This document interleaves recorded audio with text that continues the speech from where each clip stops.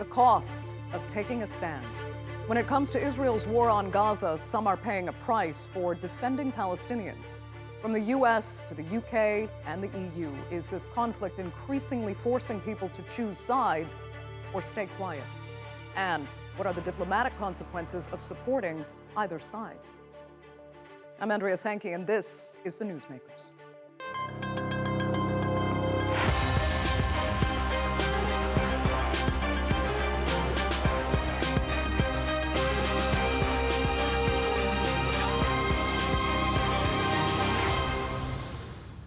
The Israel-Gaza conflict has galvanized millions of people around the world to pour onto the streets of major cities.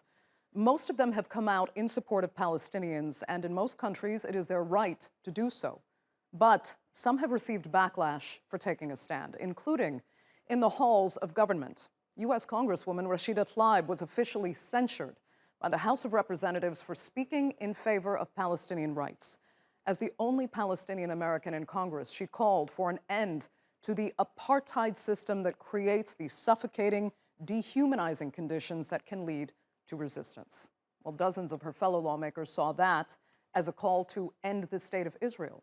Though many others came to her defense, her censure was just one example of how speaking out can have consequences. Here's a look. University campuses should be sanctuaries of free thought and discussion. But in a number of high-profile institutions, the atmosphere has changed. More students fear speaking their minds on Israel could bring consequences. Opposition to Israel's attack on Gaza has been met with intimidation and, in some cases, outright bans. An open letter from Harvard University's undergraduate Palestine Solidarity Committee, blaming Israel for violence in the region, drew backlash from prominent alumni and U.S. lawmakers.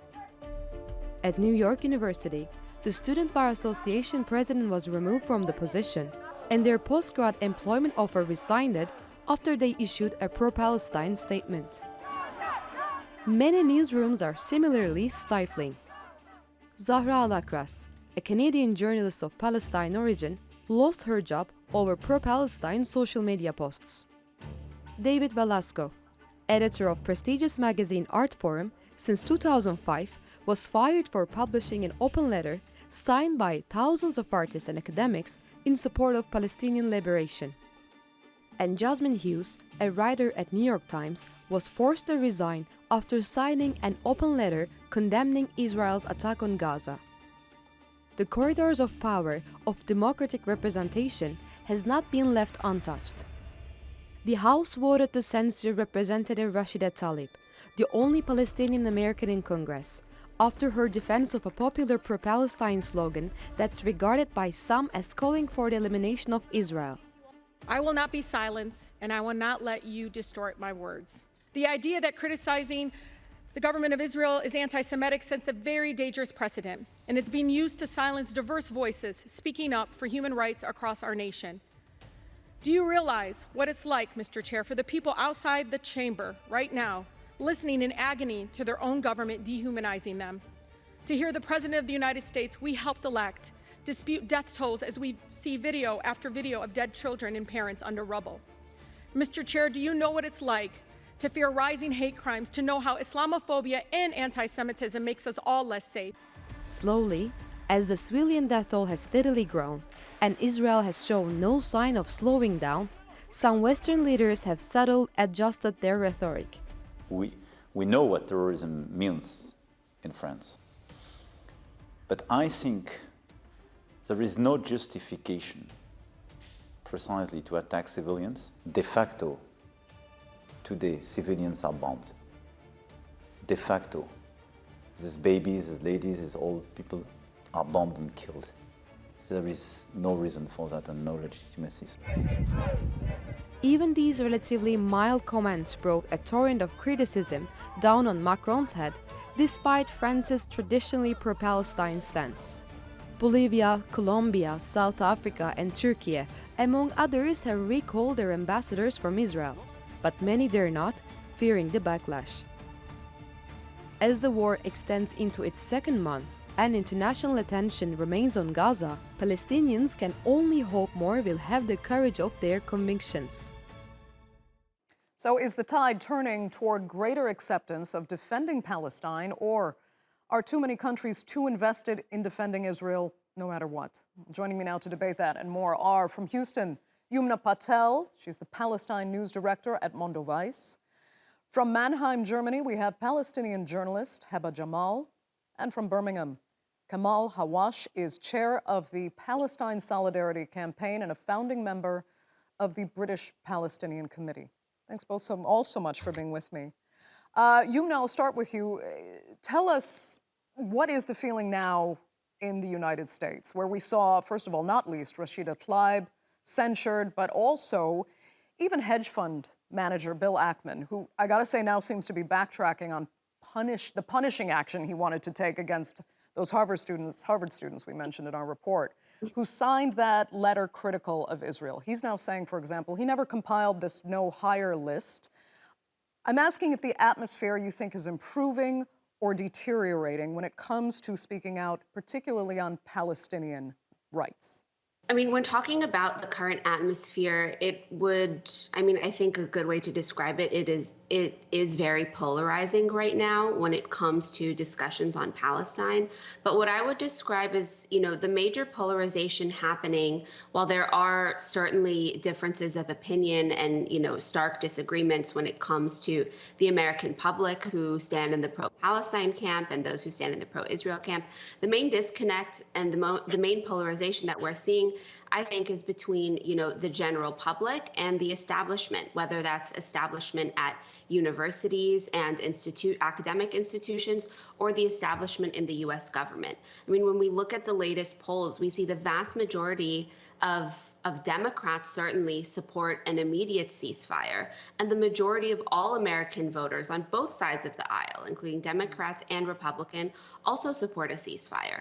And so in the streets, we see support for Palestine growing, support for Palestinian rights, freedom, and, on the lowest bar, we see people, the majority of Americans, do want a ceasefire.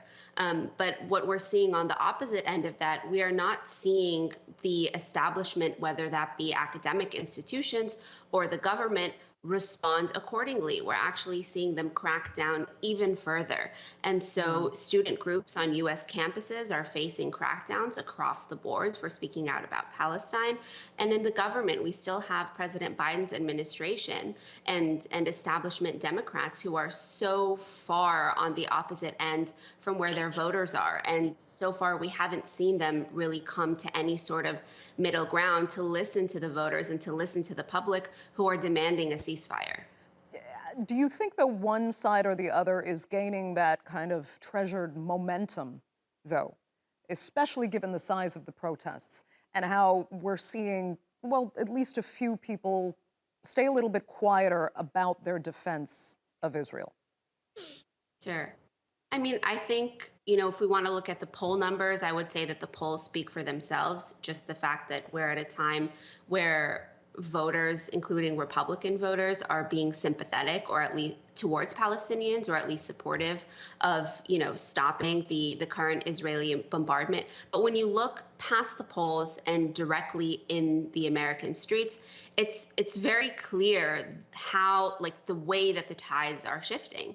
And we have seen vast pro-Palestine protests in the U.S. and across the world, and those numbers are only growing. And we see direct actions taking place also across the country to stop shipments of weapons from different ports in the United States to Israel. We're seeing more direct actions from student groups on campuses, despite the attacks against them by university administration and donors in the establishment. And we're also seeing more direct action from activist groups in the U.S. directed towards American politicians in demanding a ceasefire. I believe it was just yesterday. We saw protesters blockade the doors outside the Democratic National Committee. They were beat up by police and thrown around. But the images that we saw yesterday of those protests are very indicative of what is happening right now in America. You have ordinary people who feel very passionately about this and who want a ceasefire. And then you have the politicians are not listening. Okay, let me cross to Hebh. I mean, you can comment on the U.S. case if you'd like, but I also wanted to ask how you are feeling now in Germany. I mean, do you feel intimidated speaking out? And have you personally seen cases of people being punished or equally intimidated for speaking their minds on Palestine? So the German government has taken a very reactionary approach and has utilized this war on Gaza to advance their right-wing authoritarian agenda. So what we have is actually on Friday, tomorrow, I believe, there's going to be a vote in the Bundestag on whether or not, Israel becomes a prerequisite for citizenship tests, right? And so what we're seeing is an actual push by the German government to attack migration, to attack the immigrant population that they see on the streets. So the thousands of people that they see marching in Berlin, marching across cities across the country, their reaction to them is, no, you're not right. We're not going to entertain a conversation with you. And the fact that there are so many of you is actually a migration problem. And so Olaf Scholz just signed, just kind of did a anti-immigration clampdown. And this is a historic anti-immigration bill where the benefits of refugees have been drastically cut back, and they're entertaining the idea of having asylum centers outside of Germany, so people that have differing views are not stuck within the country. That's the extent in which the German government is going to silence any sort of disagreement. And tell us, Hebh, how blurred is the line between anti-Semitism and simply being critical or criticizing the Israeli military, for example? Are they saying that one is more or less equal to the other? Well, we had Olaf Scholz the other day essentially come on, national TV and say that the accusations against Israel committing war crimes is ridiculous. That's essentially what he said. And then you had the German vice chancellor essentially tell his Muslim citizens that you have to condemn anti-Semitism in order to be civilians within Germany. I mean, this is the situation that we're seeing. The line between anti-Semitism and anti-Zionism is so blurred to the fact that criticizing Israel, saying that it's an apartheid state, can get you slandered as anti-Semite, can get you fired from your job, and we've seen multiple instances where this is the case. Kamel, let's ask you, actually, if you can, to talk about the UK context. And I think it's appropriate to ask as well about the firing of Home Secretary Suella Braverman, because some see that as a move against her because she had said what she'd said about the pro-Palestinian protesters in the UK, saying that the police needed to be much harder on them. But then there are others that say that has nothing to do with it. It was actually a personal vendetta on behalf of Rishi Sunak. That's actually the case Suella Braverman made herself. But is the government feeling potentially more accountable now to those protesters who are asking for a ceasefire and defending Palestinian rights? The last protest brought out nearly 1 million people. Now, there's a big message when you have 1 million people going on a Saturday when they could be with their families at home or doing other things, coming to London from all over the country here in the UK to express the support for the Palestinian people, particularly in Gaza, but also the condemnation of the government's position. As we see the pictures of Rishi Sunak, our prime minister, who went to Israel with military supplies, supposedly to show a symbolic, if you like, defense of Israel. And then he shook hands when he arrived with the Israeli ambassador here in the UK, who had said on TV, there is no humanitarian crisis in Gaza. I mean, imagine the denial, because they blame everything on the Palestinians. It is their problem. Suella Braverman, just to be clear, has not been a popular Home Secretary. Her attitude to immigrants, even prior to the 7th of October, was terrible, and she wanted to stop the boats, as we say here in the UK, and failed. She wanted to send people to Rwanda and failed. And this morning, in fact, the Supreme Court, or yesterday, sorry, the Supreme Court here in the UK said that sending people to Rwanda was illegal. So that all built up. But then she came in with accusation or that the marches have been hate marches, when in fact there were nothing of the sort. I was on these marches and leading them, particularly the last one, talking to the police as we walked, and they all thought that the people were marching peacefully. We avoided any confrontations with far-right people. So I think that showed her up to be actually to be the hater herself rather than these marches. And that contributed, I have no doubt, apart from the personal things, because in her letter of resignation, there were lots of things she accused the prime minister of, but he'd had enough. He knew that her time was up, and at least he acted and got rid of her. But I have to say, the new Home Secretary was the Foreign Secretary on the 7th of October, who not only said that Hamas was a terrorist organization and it had committed a terror act, Israel had the right to self-defense, but it was the third point he made, which really made me take notice. He said, Israel's security is the UK's security. I mean, the bar was set at that level. Well, in fact, it isn't England, it isn't Wales, it isn't Northern Ireland, it isn't Scotland. So that showed you the bias that existed before the 7th, but I'm afraid the current direction, particularly yesterday in Parliament, the Prime Minister accused the opposition of not supporting Israel. I mean, as if that's the most important thing that any government or opposition should do. So let me ask you a similar question to what I asked Yumna as a follow-up here. The government has its position, which it seems to be restating, but do you think the tide could change? Because there is this momentum with Palestinian defenders. Or do you think the government line is just too hard and too pro-Israel because their security is our security, that it can't really change? I think we have to continue to pressure,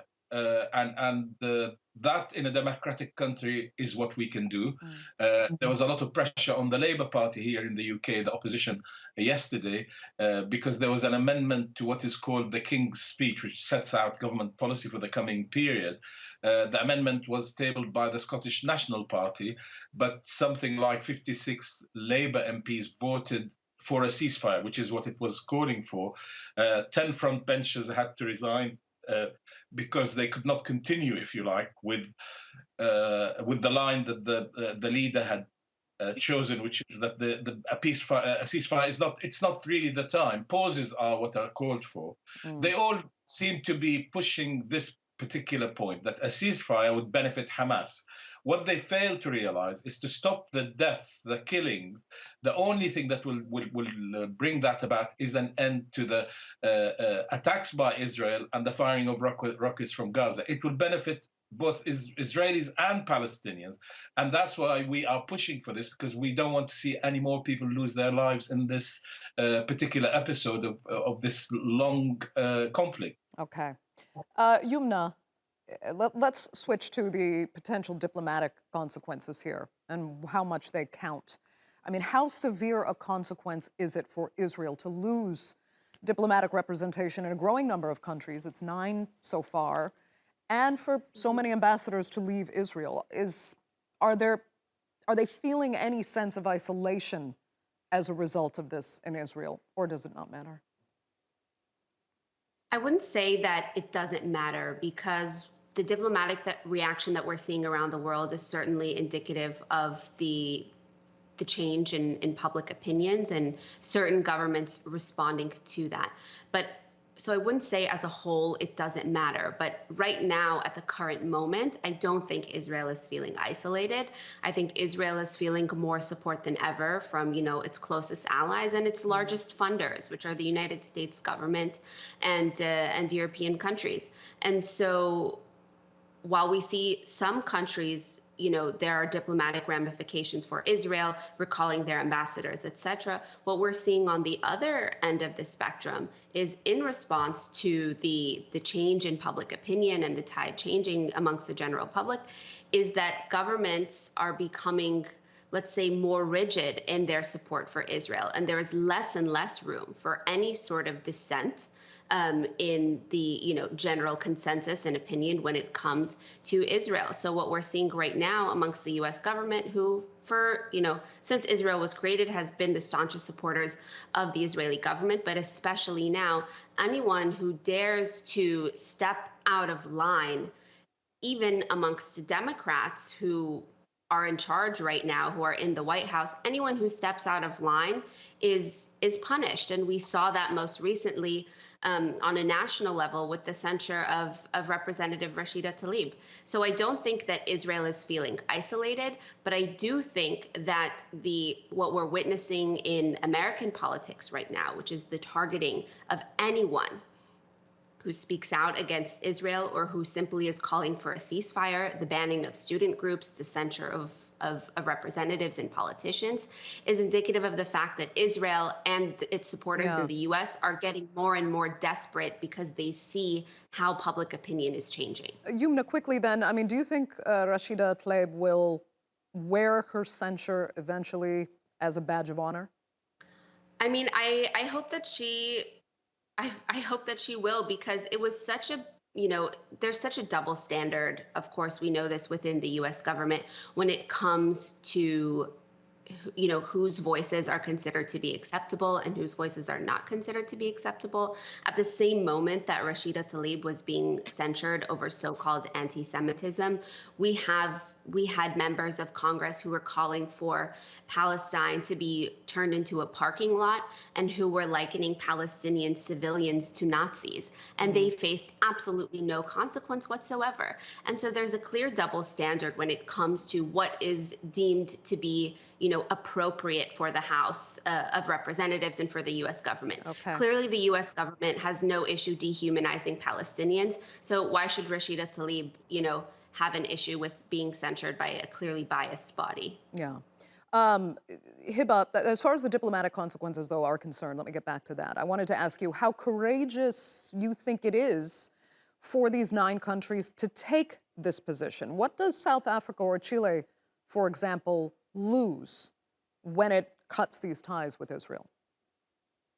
Personally and diplomatically, I don't think they lose much. I mean, the global South has essentially been viewed as people that are not, let's say worth to the world historically. I mean, the United States is not going to care what countries in the global South and countries in South America are going to think of Israel. These are the same countries. They have contributed, to their occupation and, pushed for colonial violence. So it's not going to matter much. But I do want to comment on what, Yumna said earlier about the stark push from these government and political elites. You see, in Germany, for example, what we have is a government that is taking a more right-wing authoritarian approach against its people. But now the international community is paying attention to what's going on in Germany. They're paying attention to the, reactionary response from the German government. More outlets are reporting about it. Before, this happened in the dark.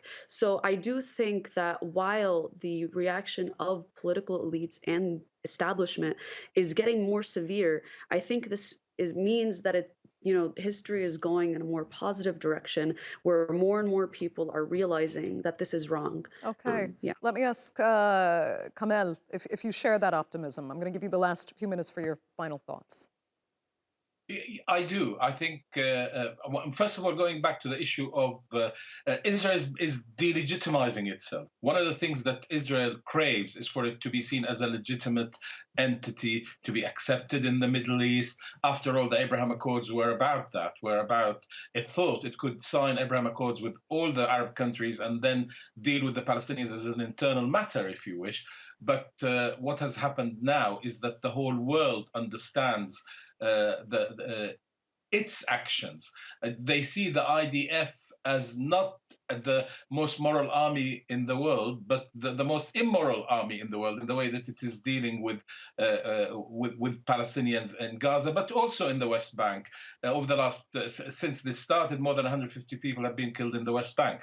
So Israel is delegitimizing itself in the view of many countries, in the view of the peoples of these countries, and it will have to work really hard to try and bring some acceptance of it amongst those million people who marched in London the other day, for example, and millions around the world. So I do think that the understanding of the Palestinian issue, despite the fact that the media, certainly in the UK, tried to shut down any mention of what happened before the 7th of October, as if, you know, the conflict hadn't been going on for 100 years. So that gives us the opportunity, particularly with a new young generation that is undoubtedly coming out. They know, and they will do everything they can to support the Palestinians until they achieve their rights. Kamel Hawwash, that will have to be the final word for this edition of the Newsmakers. I'd like to thank all three of my panelists, really, so much for being with us. And our viewers, of course, for joining us as well. Remember, you can follow us on X, and do be sure to subscribe to our YouTube channel. I'm Andrea Sankey. We'll see you next time.